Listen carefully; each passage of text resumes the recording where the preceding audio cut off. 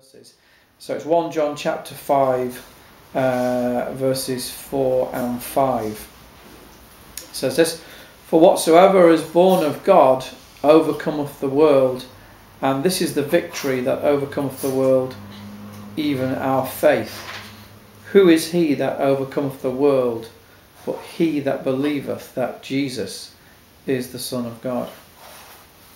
And quite a simple couple of verses. As I was saying to you, Matthew, this week I met Norman Lowndes, and he was having a chat with me about last time he came over teaching, and he was sort of saying, well, you know, he did an evening where I think he looked at maybe just 4 verses of Philippians, and he was sort of saying, oh well, you know, maybe it was just too few verses that I did, you know, apologies for that. So I said, well, you know, don't be too hard on yourself, because I'm doing just 2 verses this Tuesday.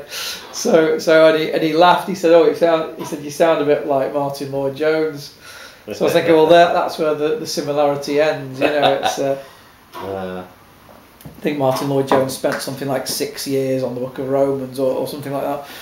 But the reason why I'm just going to do 2 verses tonight is partly because I think that they're you know, very important verses, foundational, maybe even, you know, self-evident in one sense. But my argument is, if they're self-evident, how come so many Christians all around the world really struggle to experience, you know, what they're promising? Yeah. So what I want to do tonight is to really have a good biblically based understanding of these verses in order to help us to enter into the promises of God. And so what I'm going to do is almost like a kind of an interlinear sort of study tonight, where we take not exactly every single word, but the most significant and important words, and just look at them in the Greek and start to build up a picture of what's being said. A bit like if you've ever read the Amplified Bible, where they take these words and then they just expand them right out into every possible Greek meaning of it. But we're going to do that, but look at it in context, which should tell you the meaning. And also, I think it's probably from a superior Greek text that we're doing it. So, as I say, I've never done anything really like this before. So I'm hoping that it's going to work. And so it's really a kind of interlinear introduction. It's not going to be like that all the way through, because I think it's a bit two-dimensional, really. You know, when you do that. And so it's probably, we may do it again, we may not.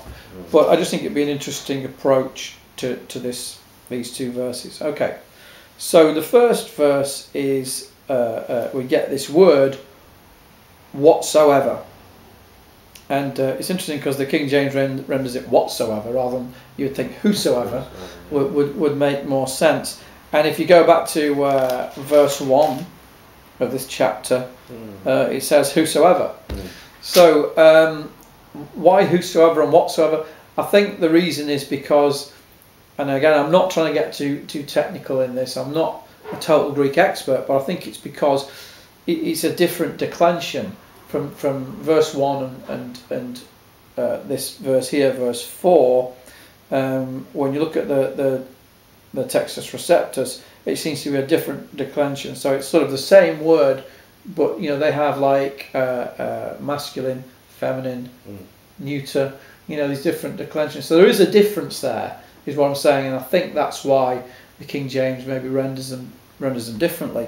But really what the word is saying, whatsoever, is literally each, every, any, all, everyone. So the whatsoever or whosoever is saying anybody who meets the following criteria is able to receive the promise that's in these verses. You know, there's no special kind of category of people. It's not, you know, for missionaries only, or for pastors only, or for particularly, you know, adept or talented heroes of the faith or anything like that. It's just saying whoever it is who meets this following criteria.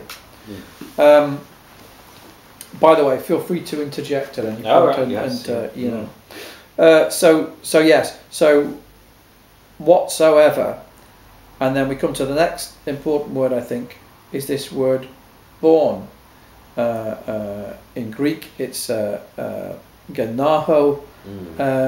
from genos, meaning offspring. That's the sort of root, but it's talking about born. And by the way, most of these are from Strong's. If you want to reference that, yeah. I thought genao means beget. Yeah, beget, begotten. It can mean to procreate, conceive, and deliver. Yes. To bring forth. Yes. Yeah. So the important thing I think is it's not a sort of philosophical title to say born. It doesn't mean in a kind of very figurative sense. It's talking about a spiritual birth. Yeah. You know, so it's important to realise that, I think, because sometimes people spiritualise these phrases and words as if they mean, you know, as if it's just a sort of almost poetic use of language. But it's actually talking about something that is very akin to being born, to being brought forth, in the same way that a you know, a baby is born. That there's a similarity there, which we'll look at in just a little while. Why that is used. So it's not a philosophical, it's not unclear, figurative term. It's referring to a spiritual act or experience that happens to an individual. So it's those who are born, and it's those in the context. It's those who are born of God, theos or theos. Referring to God himself. So it's those who are born of God himself. And the phrase, and sort of others like it, are constantly used by the Apostle John throughout his books, throughout the Gospel and throughout the Epistle. And you'll be perhaps surprised how much he does use this sort of phrase. I just jotted a few of them down here. So we've got, besides this one, we've got born of God, John 1:13, born of the Spirit, John 3 verse 6, born of him, 1 John 2:29, and then this phrase born of God occurs 1 John 3 verse 9, 1 John 4 verse 7, 1 John 5 verse 1, 1 John 5:18, and then perhaps probably one of the most well known, born again. He uses that phrase, John 3 verse 3. I thought, you know, maybe we'll just have a look at that. I mean, these are well known phrases, but it's worth, sometimes you don't think about them enough when it's a well-known phrase that's used. So John 3 verse 3, of course, is where it is, and I'll just read there. In fact, Matthew, would you mind just reading from verse 1 through to verse 3 inclusively, please? There was a man of the Pharisees named Nicodemus, a ruler of the Jews. The same came to Jesus by night and said unto him, Rabbi, we know that thou art a teacher come from God, for no man can do these miracles that thou doest, except God be with him. Jesus answered and said unto him, Verily, verily, I say unto thee, except a man be born again, he cannot see the kingdom of God. Yeah, that's great. Thank you very much. So, born again. Some people have said, I've read some people say, oh no, it should be born from above. Born from above, yeah. Yeah, the word again's not really there. Well, you know, verse 4, Nicodemus saith unto him, How can a man be born when he is old? Can he enter the second time into his mother's womb and be born? So I think born again fits in quite nicely with what Nicodemus is saying. But again, it's not a problem to me, because John uses all different sorts of phrases as we looked at, and I think the important thing to understand is that they're all synonymous terms. They're talking about the same thing. Being born of God and being born again and being born from above are all talking about the same thing, the same event, you know. And it's not just John, by the way, that uses these terms. Galatians 4:29, Paul says, born of the Spirit. 1 Peter 1:23. That's the one. Peter says, born again. He does, yeah. And what's interesting is that I was thinking he says of incorruptible, sorry, not of corruptible seed, but of incorruptible. Now, if you start looking at the Greek about seed, it's actually related to man's seed. Offspring, that's what it is. Yeah, so there's something transformative going on of God's seed in a person. Yes. Such that the experience of being born again involves a supernatural event. It involves God putting His seed into you. Yes. And the reason I say that is because you'll get some who'll try to explain this away as just being a principle, rather than an event. You see, rather than it's something experiential.